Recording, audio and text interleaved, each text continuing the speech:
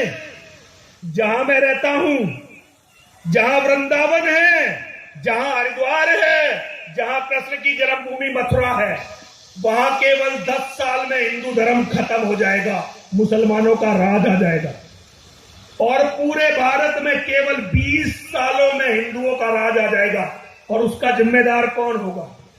उसके जिम्मेदार नेताओं को तो मैं जिम्मेदार इसलिए नहीं मानता क्योंकि नेताओं ने तो पहले भी अपनी बहन बेटियों को मुसलमानों को देकर राज को प्राप्त किया है। लेकिन ये जिम्मेदारी है मेरी, ये जिम्मेदारी है वैराग्यानंद जी की, ये जिम्मेदारी उन सभी साधुओं की है जिन्होंने अपना घर धर्म के प्रचार के लिए छोड़ा है। यदि हम लोग धर्म को बचा नहीं सके तो कल स्वर्ग में तो जाएंगे ही नहीं, कोई स्वर्ग में नहीं जाएगा। जो धर्म के लिए कुछ नहीं करेगा वो स्वर्ग में नहीं जाएगा। माला जपने से आज तक किसी को स्वर्ग नहीं मिला। जब धर्म संकट में है तो जो लोग धर्म को छोड़कर माला को जपते हैं उन्हें नरक में भूना जाता है। ये वेद में बहुत स्पष्ट है। और दूसरी जिम्मेदारी संतों के बाद जो जिम्मेदारी है वो मेरी माताओं, बहनों और बेटियों की है। मैं इनसे कुछ नहीं कहना चाहता क्योंकि इनमें तो वो ताकत ही नहीं है कि ये धर्म को बचा सके, लेकिन आप लोग बचा सकते हो। देखो, मुझे ये बात कहनी अच्छी नहीं लगती, लेकिन मैं एक बाबा हूं और बाबा का मतलब है जो परिवार में सबसे बड़ा हो। यदि हमारी जनसंख्या मुसलमानों से कम हो गई तो भोले बाबा भी अवतार लेकर हमारी रक्षा नहीं कर सकेंगे। दुनिया का इतिहास गवाह है, जहां मुसलमान दूसरे लोगों से ज्यादा हो जाते हैं वहां वो फिर किसी को जिंदा छोड़ते नहीं। यदि आप अपने धर्म को बचाना चाहते हो, धर्म की बात छोड़ो, यदि आप अपने बच्चों को बचाना चाहती हो, क्यों?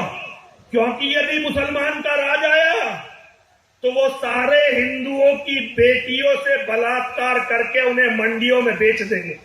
और ये मैं झूठ नहीं कह रहा, यदि कोई चाहे तो मेरे से शास्त्रार्थ कर ले। उन्होंने 1300 साल केवल यही किया है। ये तो आजादी के 70 साल हैं जिनमें हम थोड़ा सा सांस ले पाए, वरना 1300 साल तक उन्होंने यही मेरी बेटियों के साथ किया। और इसका प्रमाण देता हूं, इस देश में जितने भी मुसलमान आए वो घोड़े पर बैठकर आते थे, उनके साथ कोई औरत नहीं होती थी।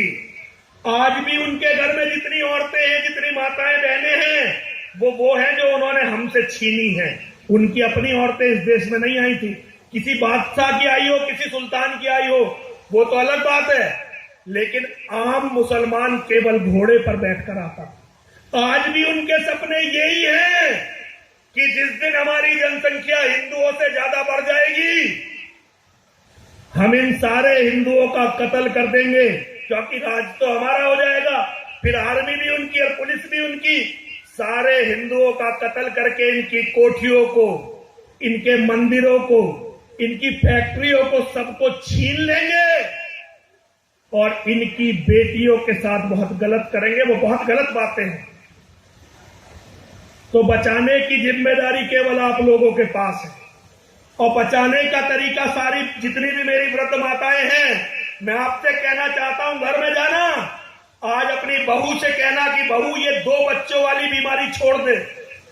जिस हिंदू के घर में 5 से कम बच्चे होंगे, एक तो ये बात बिल्कुल शास्त्र विहीन है, क्योंकि वेद कहता है, ये तुम्हें किसी कथावाचक ने बताई नहीं होगी, लेकिन मैं बता रहा हूं तुम्हें, वेद ये कहता है कि एक बेटे से तो बेटे का न होना अच्छा है।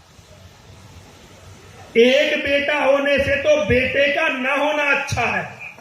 तो मैं आपको ये बताना चाहता हूं कि जिसके घर में 5 से कम बच्चे होंगे, समय इतना बुरा आने वाला है कि वे सभी लोग अपनी आंखों के सामने अपने वंश का नाश देखकर मरेंगे, क्योंकि मुसलमान कुछ भी नहीं छोड़ने वाले। मुझे नहीं पता आपको मेरी बात समझ में आई या नहीं आई, लेकिन मेरा काम था कहना। ये तो महाकाल जानते हैं, महादेव जानते हैं, पता नहीं किसने सुना और किसने नहीं सुना, लेकिन एक सन्यासी होने का मेरा कर्तव्य है कि जब तक मेरे अंदर एक भी सांस है मैं सत्य पर आरूढ़ रहूं, सत्य बोलता रहूं, क्योंकि सन्यासी को झूठ बोलने का अधिकार नहीं है, सन्यासी को लालच करने का अधिकार नहीं है, और सन्यासी को किसी से डरने का अधिकार नहीं है। 3 अधिकार सन्यासी को नहीं है। मैंने अपनी बात कह दी। स्वामी जी कभी बुलाएंगे तो मैं स्वामी जी की मदद के लिए जरूर आऊंगा, क्योंकि मैं चाहता हूं कि यह धर्म की लड़ाई को लड़े।